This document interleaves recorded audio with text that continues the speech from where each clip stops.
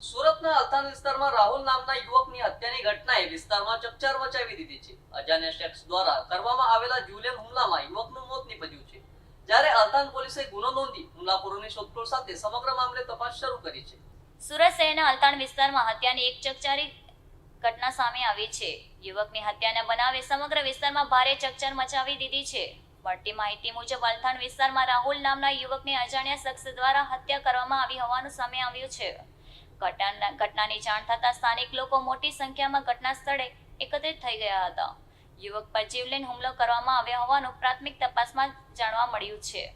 હુમલાના કારણે યુવકનું ઘટના સ્થળે જ મોત નીપજ્યું હોવાનું જણાવવામાં આવી રહ્યું છે. ઘટનાની જાણ મળતા અલથાણ પોલીસ તાત્કાલિક ઘટના સ્થળે પહોંચી હતી અને સમગ્ર વિસ્તારને કોર્ડન કરીને તપાસ શરૂ કરી હતી. પોલીસ દ્વારા ઘટના સ્થળેથી જરૂરી પુરાવો એકત્રિત કરવામાં આવ્યા છે. સાથે જ આસપાસમાં લાગેલા સીસીટીવી કેમેરાના ફૂટેજ પણ ચકાસવામાં આવી રહ્યા છે. હત્યાનું ચોક્કસ કારણ હજુ સુધી સામે આવ્યું નથી. પોલીસ વિવિધ દિશામાં તપાસ કરી રહી છે અને હુમલાખોરોની ઓળખ મેળવવાના પ્રયાસો હાથ ધર્યા છે. આ મામલે પોલીસે ગુનો નોંધી કાયદેસરની કાર્યવાહી શરૂ કરી છે.